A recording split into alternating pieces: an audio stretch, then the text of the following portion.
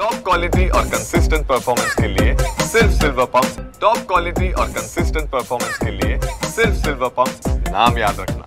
कोल्हापूर शहराच्या परिसरामध्ये असलेल्या 20 गावांमध्ये आज कडकडीत बंद पाळण्यात येतोय। कोल्हापूर शहराची जी प्रस्तावित हद्दवाढ आहे त्याला विरोध करण्यासाठी या सगळ्या ग्रामस्थांनी कडकडीत बंद आहे तो पाळल्याचं पाहायला मिळतंय। ग्रामस्थांनी देखील या सगळ्या बंदमध्ये उत्स्फूर्त प्रतिसाद दिलेला आहे। मी आता उचगाव या गावामध्ये आहे आणि इथली दृश्य आपण बघू शकतो। सगळे व्यवहार या ठिकाणचे ठप्प असल्याचं पाहायला मिळतंय। सगळी दुकानं या ठिकाणची बंद आहेत। त्याचबरोबर बंदबाबतचं आवाहन देखील ग्रामपंचायतीकडून केलं जाते। खरं तर शहरालाच सुविधा ही महानगरपालिका देऊ शकत नाही, मग ही सगळे हद्दवाढ करून कशासाठी करता अशा पद्धतीचा एक सवाल हे सगळे ग्रामस्थ विचारताना आपल्याला पाहायला मिळतात। खरं तर गेले अनेक वर्ष कोल्हापूर शहराच्या हद्दवाढीचा मुद्दा आहे तो तापलेला आहे। आता हा मुद्दा अंतिम टप्प्यात आलेला आहे। आज मुंबईमध्ये या संदर्भात एक महत्त्वाची बैठक देखील होणार आहे। मुख्यमंत्री आणि दोन्ही उपमुख्यमंत्री या सगळ्या बैठकीला उपस्थित राहणार आहेत आणि याच पार्श्वभूमीवर आपला विरोध दर्शवण्यासाठी हे सगळे ग्रामस्थ जे आहेत या सगळ्या 20 गावातील ग्रामस्थांनी कडकडीत बंद आहे तो देखील पाळल्याचं आपल्याला पाहायला मिळते। आपल्यासोबत ग्रामस्थ देखील आहेत तिथले, त्यांच्याशी बोलण्याचा प्रयत्न करूया।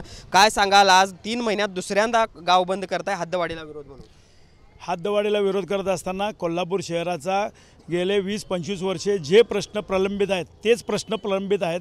जे सार्वजनिक प्रश्न आहेत, गटर असेल, रस्ता, कचरा असेल, पाणी असेल, ह्याच्यामध्ये कुठल्याही प्रकारची प्रगती झालेली नाही। पण सगळ्यात महत्त्वाचा एक मुद्दा आहे की ज्या लोकप्रतिनिधी, जे दक्षिणचे लोकप्रतिनिधी आहेत, करवीरचे लोकप्रतिनिधी आहेत, त्यांनी सांगितलं प्राधिकरण सक्षम करा, पण ज्या लोकप्रतिनिधींचं एकही गाव या हद्दवाढीत जात नाही त्या लोकप्रतिनिधी या ठिकाणी उठाव केल्यामुळं हे वातावरण थोडं गढूळ झालं आहे। पण 1,00,000% कसल्याही परिस्थितीत हद्दवाढ होऊ देणार नाही म्हणजे नाही। आजच्या बैठकीत जर हद्दवाढीचा निर्णय झाला तर काय भूमिका असणार आहे ग्रामस्थ? आजच्या बैठकीत जर निर्णय झाला तर भावी आता जिल्हा परिषद चालू होणार, पंचायत समिती निवडणूक चालू होणार, तर सर्वच पक्ष या सगळ्यावर बहिष्कार टाकतील। काँग्रेस असेल, राष्ट्रवादी असेल, शिवसेना असेल, भाजप असेल, तर पूर्ण निवडणुकीवर आम्ही बहिष्कार टाकणार आहोत। आणि पुण्यासारख्या अवर्ग जी महानगरपालिका आहे तिथं आजूबाजूची गावंसुद्धा माधुरी मिसाळ मॅडम म्हटल्या की विकास होऊ शकत नाही, तर ती गावं घेऊ शकत नाही, तर कोल्हापूरच्या शेजारची जी गावं घ्यायची आहेत ती कशासाठी घ्यायची आहेत? कारण या लोकांच्याकडे जागा अपुऱ्या पडाल्यात आणि या लोकांना आता डम्पिंग ग्राउंडसाठी किंवा कचऱ्यासाठी जागा नाही, म्हणजे कोल्हापूर सिटीतला कचरा हा आमच्या भागात आणून टाकायसाठी हे सगळं चालू आहे असं वाटतं आणि ह्याचा पूर्ण आम्ही निषेध करतोय। असं जर झालं तर संपूर्ण निवडणुकीवर आम्ही बहिष्कार घालू एवढं सांगतो।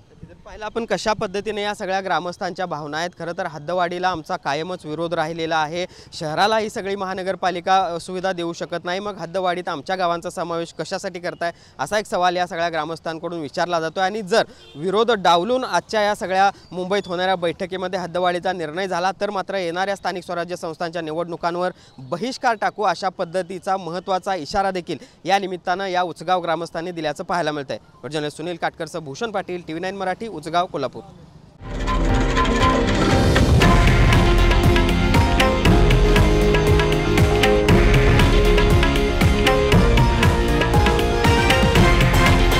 हे आहे देशातील नंबर 1 न्यूज नेटवर्क आणि आपण पाहत आहात TV9 मराठी, एकमेव।